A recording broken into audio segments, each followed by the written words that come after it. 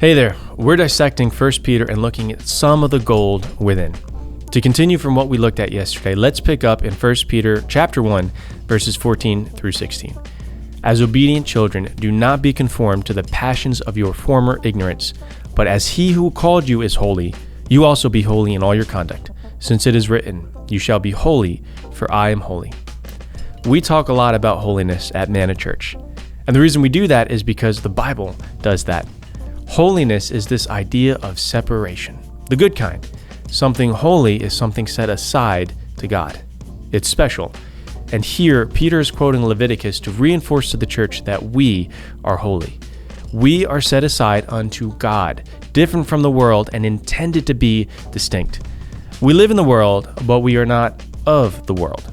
Before you came to know Jesus, there were things in your heart that you had no problem chasing after.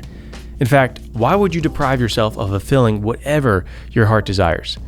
To this day, the messaging we hear all the time is follow your heart.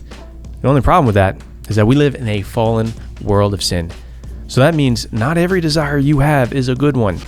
The Bible actually says in Jeremiah that the heart is deceitful above all things and desperately wicked.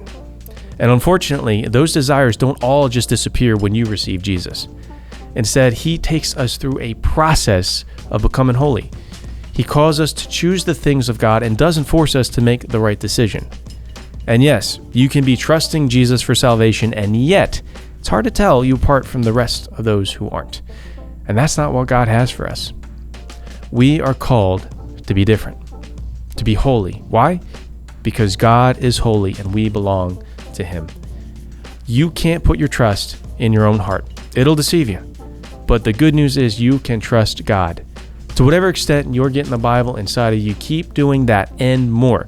You need to get the truth rooted deep inside of you so that whenever the things of the world competes in your heart over the things of God, you have enough truth to stand on and can choose, as obedient children, to be holy.